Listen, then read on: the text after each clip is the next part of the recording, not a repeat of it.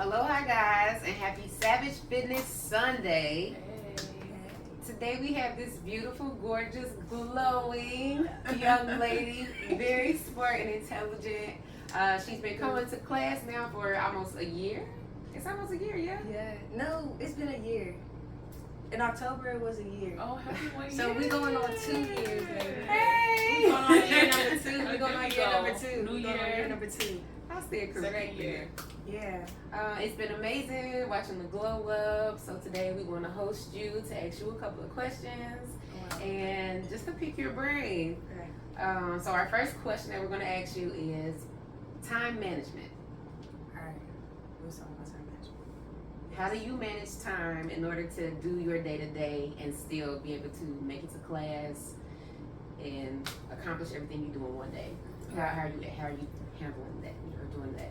Alright. Time management is like my biggest pain point.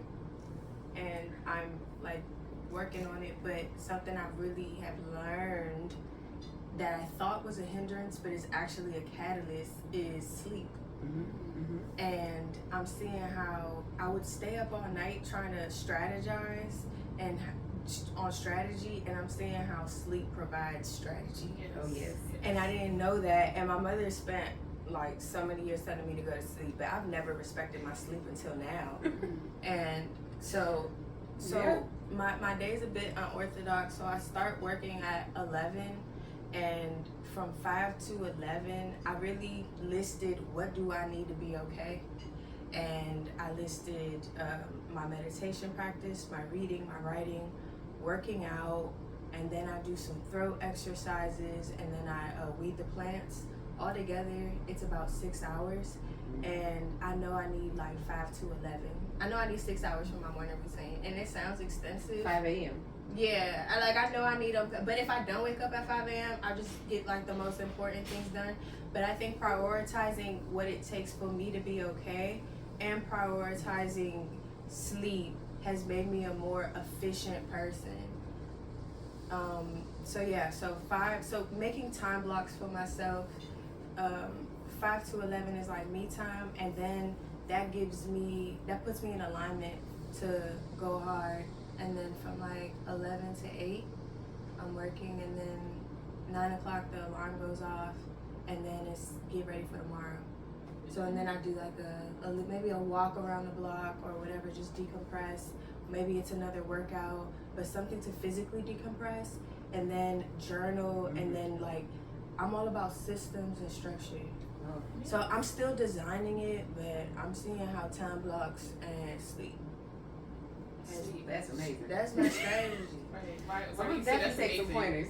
Why you just say it's amazing? I suck with time management.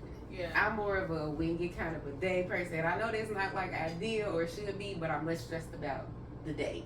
You know what I'm saying? Like, but I like what you said. What do I need for me? And knowing what you need. Right. And scheduling it. Like, time blocking. So I think I'm definitely gonna take those pointers. Yeah, I want to do that. Who do we want to be? Like, Do you know write what I'm this saying? down? Do you put it on like a calendar? Yeah. So on the refrigerator. Show it, or you? Okay, nice. In my journal, so I know like working out, I give myself an hour or 30 minutes, whatever. So meditating is 30 minutes, writing is an hour, reading and praying or whatever, that's like 30 minutes. And so I know how much everything takes, and then I rearrange You time it. yourself? So I have a productivity cube. Oh, And it's not, you know what I'm talking about? I don't know if y'all seen it, but you just put it on, and it's like every face has a different time. So I just put 30 minutes on the top, and then it rings after 30 minutes. 5, 10, 15, 30, 60. Yes. Nice. Oh, I live by that product. That's the best fit. That might have been that's one of the top purchases in 2023 was that $15 productivity cube. Right. How long did it take you to when you started doing that to get to that point of like what did day one look like for you, then day two?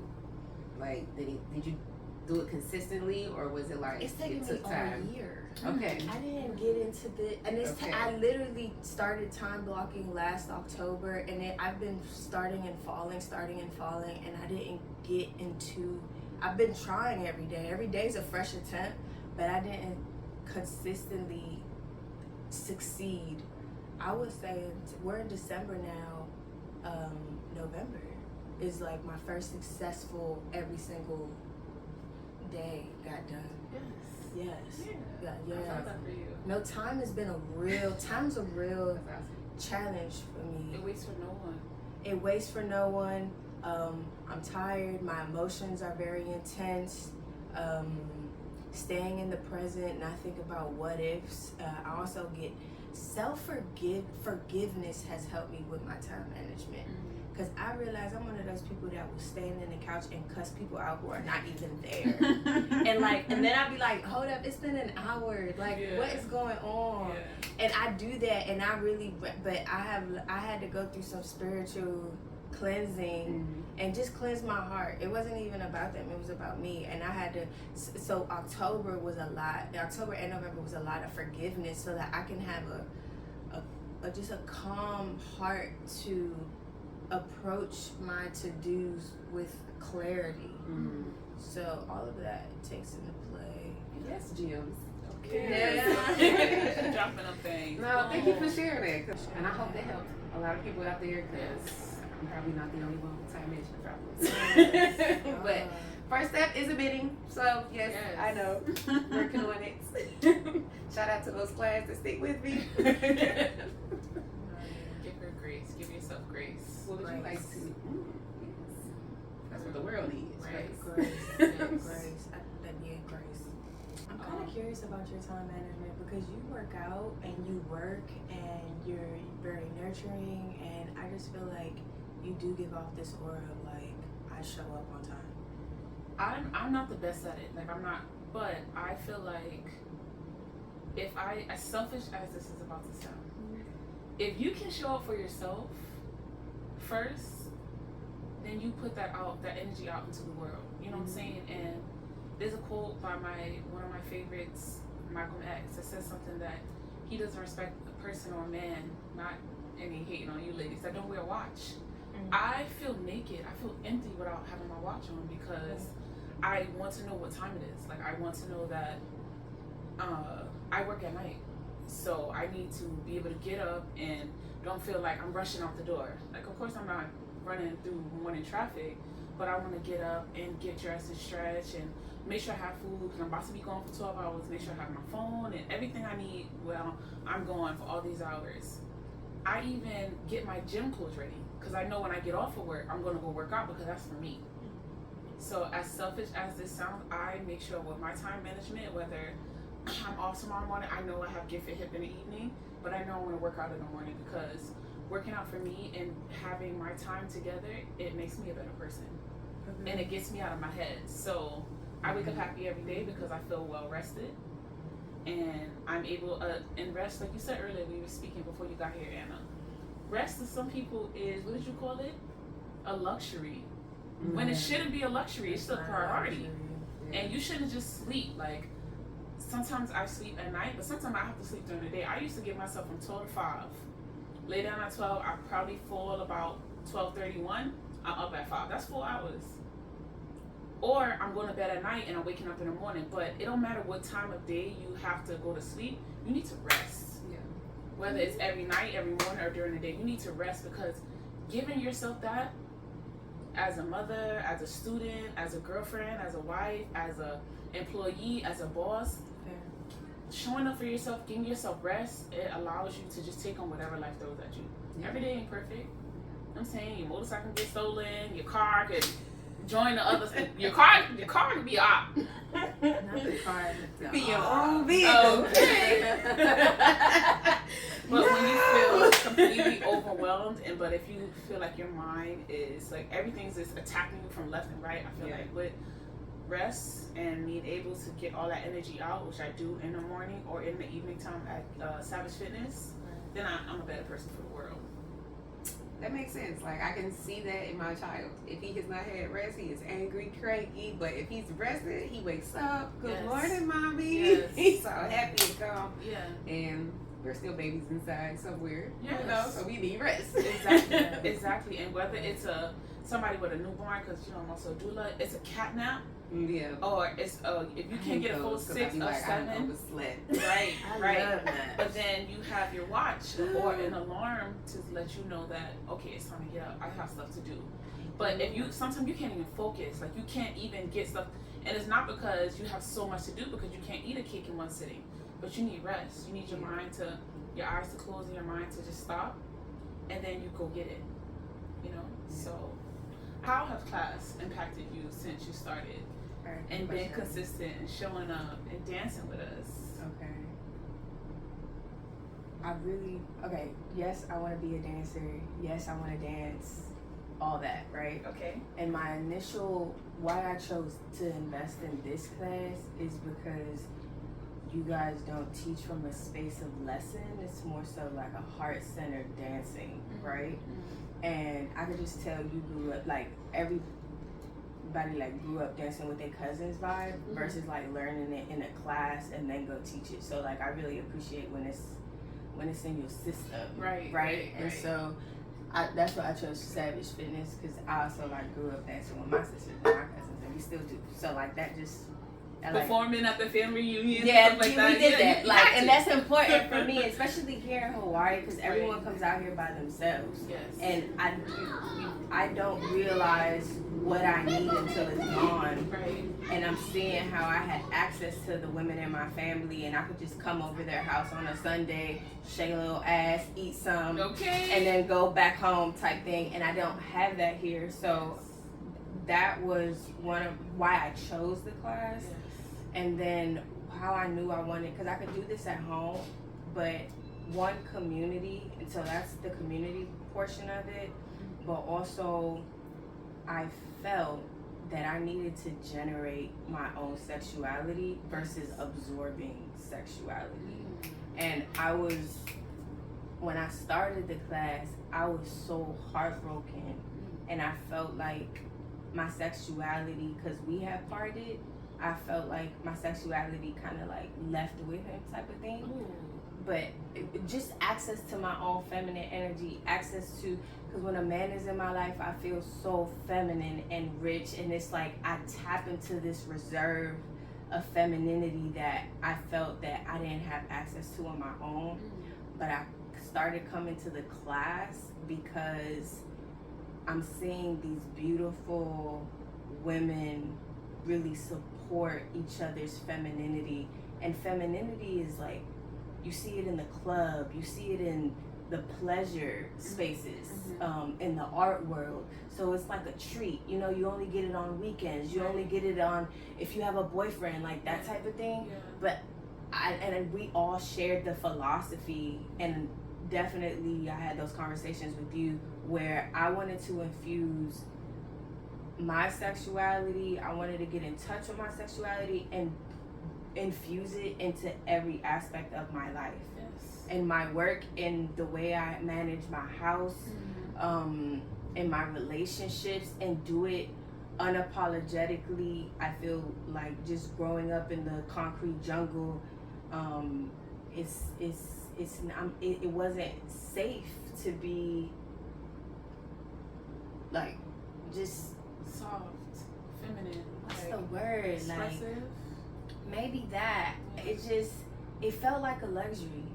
And especially I come from this matriarch where it's all women, it's no men. Right. So to them it's like, oh, you got time to be feminine? Like you need to go do this, you need to go do that. Right. And for me, I've always been able to accomplish when I'm connected to not just my femininity but my sexuality. Yes. And to keep me safe, the women in my life I wouldn't say took that away from me, but kept me away from my own sexuality because of how aggressive DC is, that I wasn't really given the space to bloom. So I really feel thwarted in a way, and I felt like the class was like this laboratory to discover, and it's a safe space to really get in my bag. And it definitely kept me out of trouble this year. Like, you know, like if a man want me, my first reaction is like, I want you because you want me. Right. And it's an injustice to that man, to just as a human, like it's a disrespect to that man.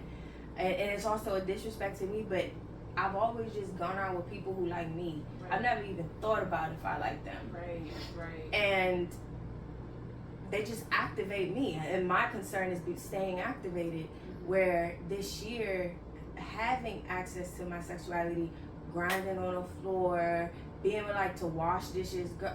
During this class, I just got a huge full-length mirror in the middle of my kitchen, like on the wall of my kitchen. Yes. Like I will wash dishes, And shake look my back at ass, it. Hey. shake my ass, come back, and I do my hair in front of that mirror. I do my affirmations in front of that mirror, and it's made me not get into trauma bonds.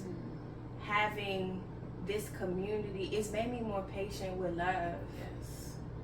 And not rush it, and also think about what I want and how not to just use men to activate me. But now that I'm becoming more secure in myself, Yes. because now I don't need them to, to secure me, although there's definitely another level unlocked when there's a man in my life, and I'm so grateful for all the men that been in my life. But I feel like it was a bit parasitic on my end, and I'm so pressed to be secure. Like my number one priority right now is to be secure in myself. So I'm with these women, and we're learning how to like love ourselves. You're so big on self-love. Like that time you started the class, and we had to start the class in the mirror about everything you love about yourself. And that's huge. But and then also being around other it girls, like it girl energy, because you could be around other women, but subconsciously, let me not say you, but subconsciously I'd be like, she don't got the it, so I don't know what I can get here. And that's a judgment, and I'm working on that. I think we all have it girl energy, but I'm just letting you know where I'm at. You gotta tap into that. You got it, and every woman has their own it girl energy. And I think I think being bullied as a child and not having that it girl energy, and not being this confident, I wasn't like the popular one in high school, nothing like that, and having access to my aura, but being around other women who have tapped into that, and instead of like them trying to like shit on me, you know what I'm saying? Like the culture be like, oh, I'm the best bitch, or I'm the baddest bitch, or like that bitch could never, or it's just this hierarchical thing. I feel like the class is so encouraging on, I have found my flame, and now I'm lighting yours up. And so, and it's patient. That's it. And it's taken me a year to just create a spark within myself. Yes. Because when I started the class, I just felt out. I felt really out. And I feel like Anna mentioned like part of my glow up, and I'm still glowing up. But I feel like at least now like the fire is on, and the class has taught me practices that I can do throughout the week to keep my fire on. So it's not just dancing, and it's honestly not. It is sisterhood, but it's letting me see that I'm pretty, I'm successful, I'm sexy, I have access to my sexuality, I have sexuality to offer. I just feel like once you're in the class, you're not gonna be that person that just lay on their back and just get sexed. Like you're not doing that no more.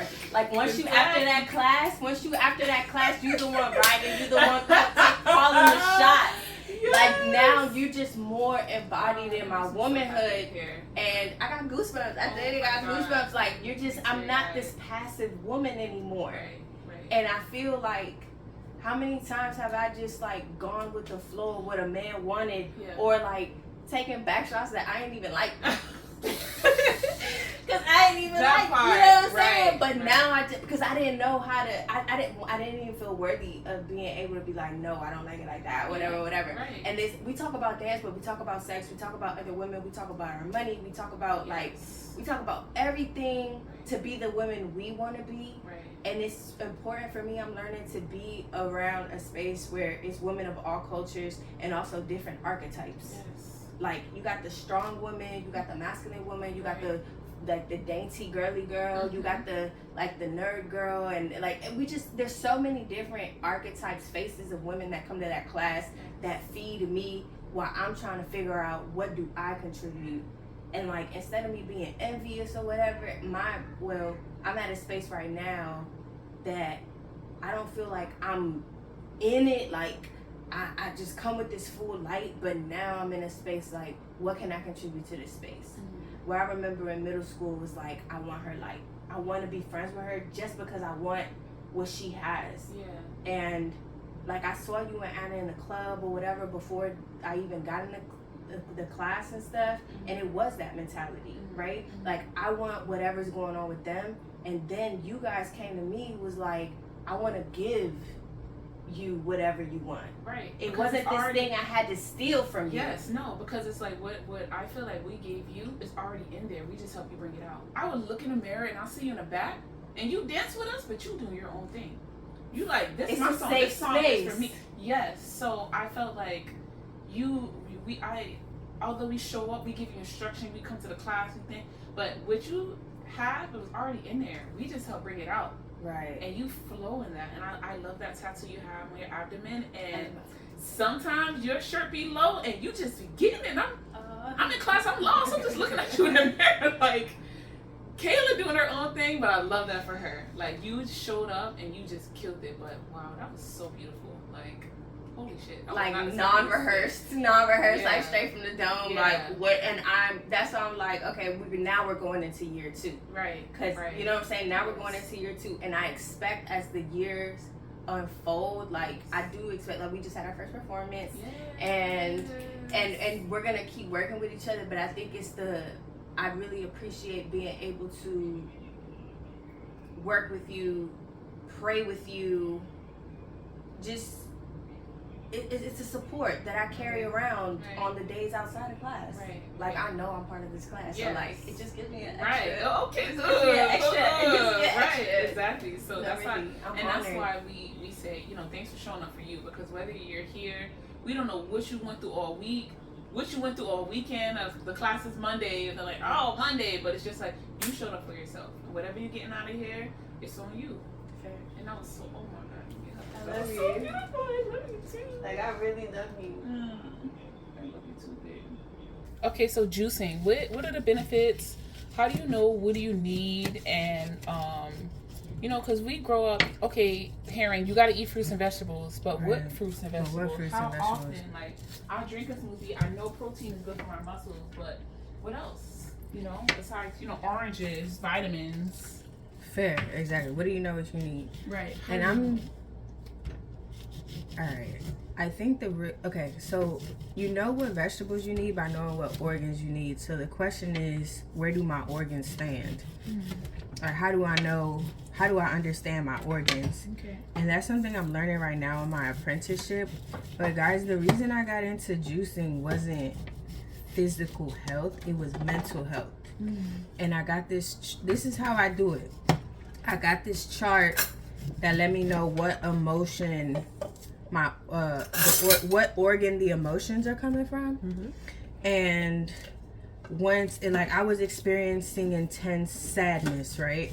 So, and then I started focusing on my colon, and then I just paid attention, what's my colon doing? Like, my colon is constipated. And so that was like me paying attention to my body, like, what's the most alarming thing, what's going on? I'm constipated and my bowels are moving very slow, like my colon's moving slow, but also my mind is moving very slow. And this is really how God really picked me up. But in that same season, I learned that the colon governs the brain. So, like, they call it the gut is the second brain type of thing. And it was just it was a clear connection of my colon is going slow and my mind is going slow. Let me just start at my colon. Okay. And I knew that I was I've never been a sweet girl, but I've always been like a bread person. So, and I was like, I'm bread and salt. Like, bread, olive oil, salt, and pepper. Oh, I can go 2 loaves in one sitting. Like, it's so bad. I can do that. But so, and then I started looking at antibacterial vegetables, like radish, white cabbage, things that aren't sweet. And go ahead. Things that aren't sweet. And then that's how I started there. So I do it per my emotions. And then I also, my cramps, right? So I just pay attention to my body and what organ it's coming from. For example, the body's always giving signs. So if I'm like, things that we consider normal, like if I'm farting excessively, I'm like, okay, this is a colon situation.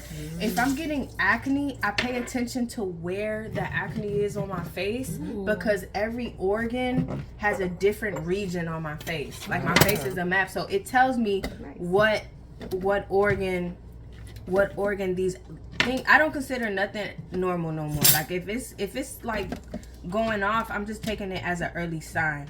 But I'm not gonna normalize anything outside of perfect. So yeah, so my body sends me signs. There is a chart in the appendix. There's this book called The Tao of Health, Sex, and Longevity, and in it there's a chart to tell you what fruits to do for every organ. So it's really about knowing your organs.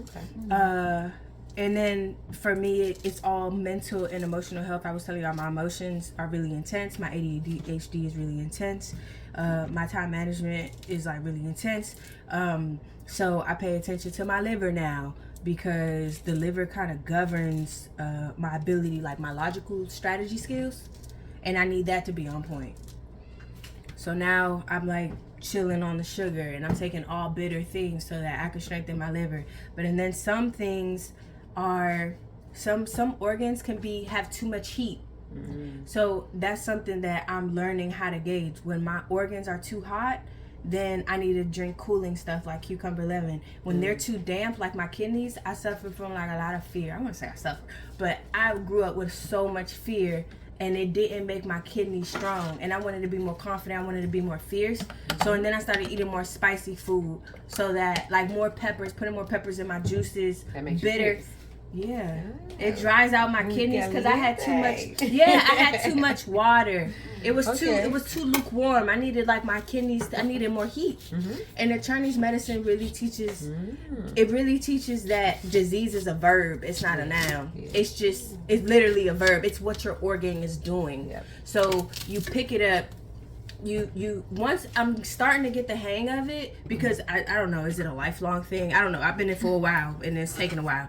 But now that I'm getting the hang of it, I'm like, okay, I need more heat, or I need something bitter. I need something sweet. So it's about getting in tune like that, knowing the elements of the earth and knowing the elements of your body. I'm still learning, but that's where I'm at. That's where I'm at today. Okay. So what are you guys making for us today? What are we starting? What am I gonna be healed? Yes, Anna brought citrus and watermelon. Okay, and what is this watermelon doing for us in the citrus? The black people love watermelon. I love watermelon. Me too. So this would be a cooler drink. So somebody with like super angry, that's the liver overheated. Okay. Someone who has like really intense anger issues, that's the liver overheated. So it would be cooling things like lemon, watermelon, cucumber, like the real cooling stuff that will tone that kidney down. Okay. So I feel like that's what we about to have, a little sweet cooling situation. What did you suggest for someone that may need sleep, or like, do you juice at night, or is juicing more of a morning start the day off thing? I juice at any point. Any time of the day. I juice at any point. It just depends on what I need in that moment. The juice is best drank after 20 minutes. Yeah. The first 20 minutes it comes out. Right. And because that's when it's most fresh and the most electricity is in there. And our juices, you could do a juice at any point, and that's the best thing, because you could have a sweet juice that you could have, like, people who crave food at night. It's a bomb midnight snack. Ooh. Because it's filling. Right. It'll fill you. It'll carry you on to whatever the next task is. Right. And even to the next morning. Yeah, I juice 24/7 because it's so guilt free. It's guilt free. All right, guys. So thank you for watching another Savage Fitness Sunday. Cheers to this delicious juice, which is watermelon, lemon, orange, and grapefruit, right? Yes. Right. Cheers, guys. Cheers. Until next time. Comment what you liked about all the pointers she gave. Have a good day. We'll see you guys on Mondays, 6 to 7:30. Location posted the day of. Don't forget to follow the page and look out for the location and time. Have a good day.